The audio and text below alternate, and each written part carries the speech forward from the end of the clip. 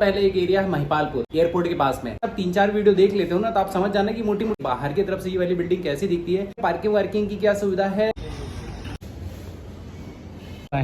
अगर हम इसके अंदर आ सकता नहीं भी मिल सकता, डिपेंड करेगा कि ये स्लैब बनी हुई है। बाकी छोटा से अच्छा तो बाथरूम है, ठीक है। इसका साइज आपको जो स्टोर रूम कह सकते हो एक, तो ये वाला कमरा मैं आपको दिखाता हूँ। तो देखो इसका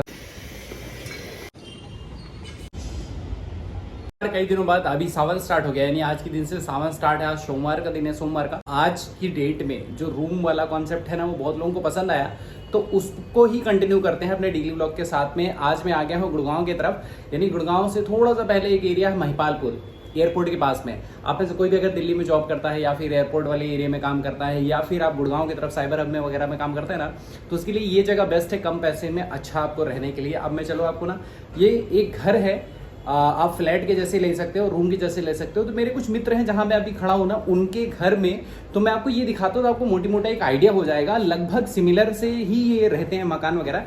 किसी भी एरिया की अगर आप 3-4 वीडियो देख लेते हो ना, तो आप समझ जाना कि मोटी मोटा आपको इस तरह की चीजें यहाँ पर मिल जाएंगी। तो अलग अलग एरियाज में 3-4 वीडियो सही है, ठीक है। तो आप चलो, मैं जल्दी से बिना लेट करने ना, ये बाहर के एंट्रेंस से मैं आपको दिखाऊंगा कि बाहर की तरफ से ये वाली बिल्डिंग कैसी दिखती है, पार्किंग वार्किंग की क्या सुविधा है, रूफ कैसा है, छत, और ये कमरा दिखता कैसा है और इसका प्राइस क्या है आखिरी में जानते हैं। चलो जल्दी से दिखा देते हो।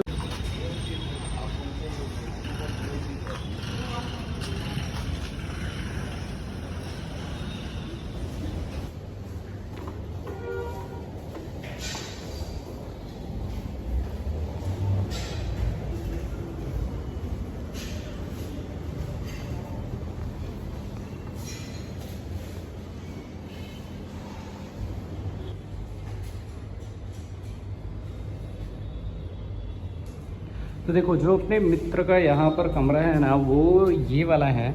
अगर हम इसके अंदर आते हैं तो इसमें देखो चीज़ें क्या क्या है। अब जैसे कमरे के अंदर आ गया हूँ, डायरेक्ट 4th फ्लोर पे है ये। बाकी नीचे का आपको स्ट्रक्चर दिखाता हूँ। तो एक एक करके स्टार्ट करते हैं। देखो मैं साइड में खड़ा हो गया, ये बेड लगा है। बेड आपको मिल भी सकता है, नहीं भी मिल सकता, डिपेंड करेगा आप कहाँ पर पीजी ले रहे हैं, ठीक है। ये हो गया आपका, आपको फ्रिज मिल सकती, नहीं भी मिल सकती, एसी मिल सकती, नहीं भी मिल सकती, डिपेंड करेगा आप क्या प्राइस में ले रहे हैं। लगभग मतलब 2-4 हज़ार आगे पीछे आएगा हर चीज़ का। एसी का मान लो अगर लोगे तो 2,000 रुपये महीना बढ़ जाएगा, 1,000 रुपये, 1-2 हज़ार रुपये इसका, ये सब बढ़ा करके ये फर्निश्ड में कंसिडर हो जाता है, फुल फर्निश्ड और सेमी फर्निश्ड में। तो अभी मैं शुरुआत करता हूँ, मैं दिखाता हूँ आपको किचन का एरिया। ये किचन का स्लैब है इस तरफ, ठीक है। ये 2 फीट की ये स्लैब बनी हुई है। बाकी छोटा सा कबर्ड है और छोटी वाली बेसिंग है। इतना ही किचन है, यहाँ से शुरू यहाँ पर ख़त्म, ठीक।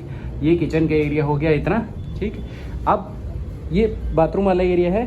देखो दूसरे साइड एक एक करके दिखा देते हैं। बाथरूम का साइज़ अच्छा है, किचन से अच्छा तो बाथरूम है, ठीक है। इसका साइज़ वाइज मैं कह रहा हूँ, साइज़ सही है, वेंटिलेशन अच्छा है। बाकी ये सारी चीज़ें, शीशा विशा ये सब लगा हुआ है, ठीक है। ये देख लो।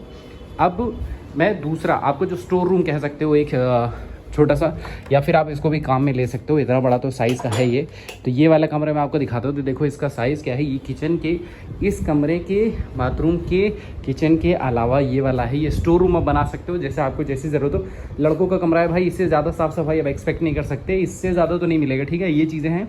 यहाँ पर क्या है, इसको स्टोर रूम बना रखा है। ये अलमीरा भी उनका है, आपको मिलेगा नहीं मिलेगा 50-50 है। मोटी मोटा मैं आपको कमरे का प्राइस बताऊँगा, जो बताऊँगा सामान आप कम ज़्यादा कर सकते हो, ठीक है। तो इसमें पंखा लगा हुआ, इतना बड़ा कमरा है कि एक बेड बेच सकता है, मतलब 2-3 लोग सोना चाहे तो सो सकते हैं बैचलर्स में। एक कमरे का काम, छोटे कमरे का काम ये कर देगा, ठीक है।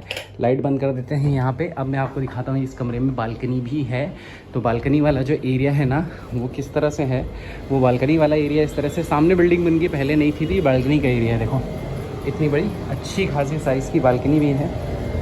देखो यहाँ पर मोहल्ला दिख रहा है आपको बाहर की तरफ, ठीक। ये वाला घर है, यहाँ पर नया बन रहा है ये घर। और नीचे पतली गली, एसी वेसी सारी चीज़ें।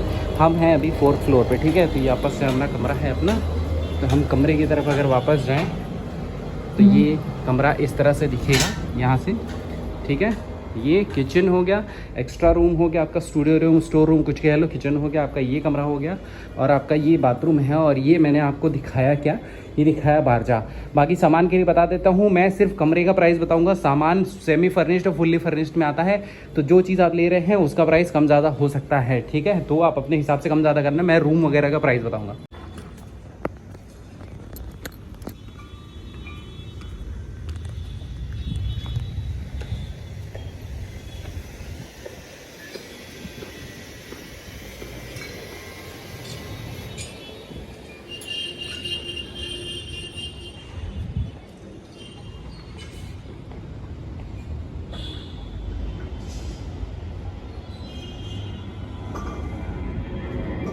कमरे का, ये जो आपने देखा ना, इस कमरे का जो साइज़ है वो भी अच्छा है, सारा स्पेस वगैरह सब कुछ ठीक है, बहुत कंजेस्टेड सा नहीं। मेरा कमरा भी आपने देखा है नोएडा में, ये गुड़गांव के पास है, दिल्ली का आखिरी हिस्सा है, इसके बाद गुड़गांव ही चालू हो जाता है 4-5 किलोमीटर के बाद में। तो इसका जो प्राइस है 8500 रुपये, 8500।